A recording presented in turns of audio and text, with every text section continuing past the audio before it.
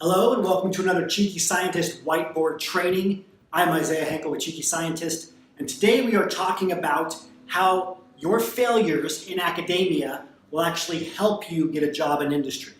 And this might sound confusing at first, right? How can failing in academia make me more likely to get hired in industry? Because it's all about how you frame it. And you have to think about what employers are looking for, okay? This means you have to stop having an academic mindset and start having an industry mindset. With your academic mindset, you're probably thinking about all of the publications that you don't have.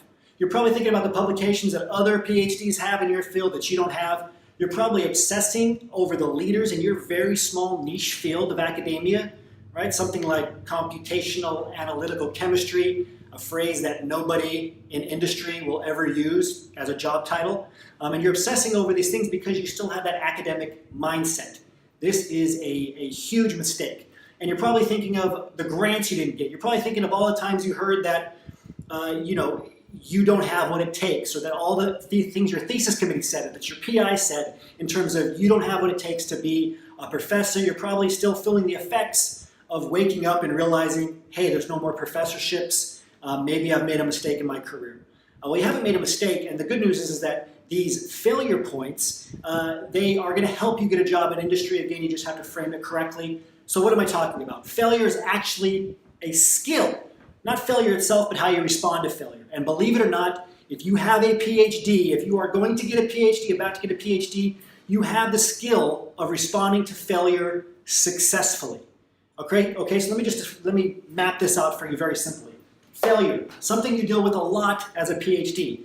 If you work in a lab, you do experiment after experiment after experiment, most of them fail, right? This comes as a shock to a lot of us. We come out of undergrad being in the top of our class. We get into a lab or we get into any PhD program, whether it's engineering or social sciences, right? Life sciences, physical sciences, does not matter. We fail a lot. We start to put together information. Maybe we're writing, maybe we're economics or mathematics or whatever it is. We start to put things together, our ideas, we test them, and we have people tell us very quickly, this is a bad idea, or this has already been done. Again, lots of failure. More failure than most people will ever deal with in their entire lifetime. And that's a good thing because it gives you experience responding to failure, which is very valuable in industry. So you start here, and then you come across problems, right? Conflict. So that failure causes a problem. How are you going to move past this problem? This experiment didn't work, right? This information has already been presented in this way. People are not responding to your lessons as a TA, whatever it might be. You have a problem. Perhaps you have conflict with your thesis committee because you want to graduate. They're not going to let you graduate. This is something that happened to me. My PI didn't want me to graduate. It was a major conflict. Most people would crumble in that conflict. Most people do crumble under that kind of conflict in the real world. At PhDs, we deal with it on a daily basis. How many individuals in the real world can step in front of 5 other PhDs who are trained to annihilate their ideas and their project in general and survive that and come out better off? With a PhD, you've done that. You have the ability to do it. Again, it's very valuable. So failure leads to problems and to conflict. What do these two things lead to? These lead to transferable skills, which are incredibly valuable. It's what we've been talking about all month. Transferable skills are non-technical skills that can transfer from academia to industry. It's the most important thing you need to communicate because the first people to come in contact with you at a company, in most cases, the first decision makers do not have PhDs. They certainly don't have the technical knowledge that you do in your field. What does this mean? It means that they're looking for your transferable skills, those softer skills.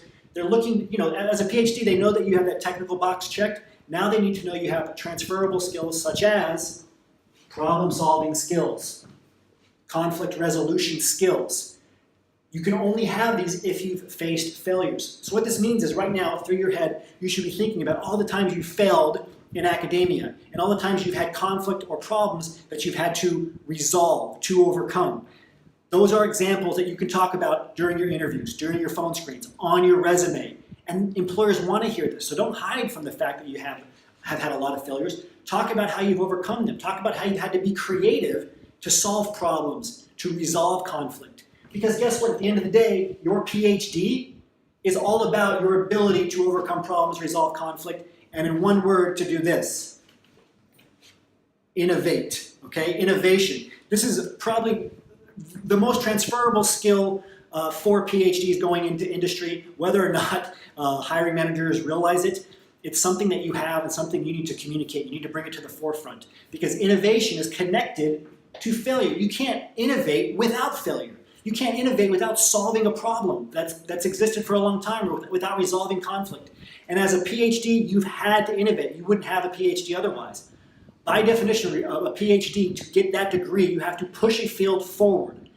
A master's degree, you just have to master a field. Most other degrees, you just have to master a field. A PhD is one of the only degrees, if not the only degree, that requires you to push a field forward by definition to get that degree. It's very valuable. It's a skill that you have. And guess what led to it? Failure. So learn to talk about your failures. They will help you get into an industry job. If you have more questions on this, please ask them in a comment on this post. If you want to learn more about transitioning into industry, go to phdsgethired.com. You'll learn about our Cheeky Scientist Association, which is a complete blueprint just for PhDs who want to get hired in industry. Over hundreds of training videos, lots of material there. And then it's a 4,000 plus member private job referral network, again, of only PhDs, built by PhDs for PhDs. Once again, as always, remember your value as a PhD and start thinking and acting like a successful industry professional.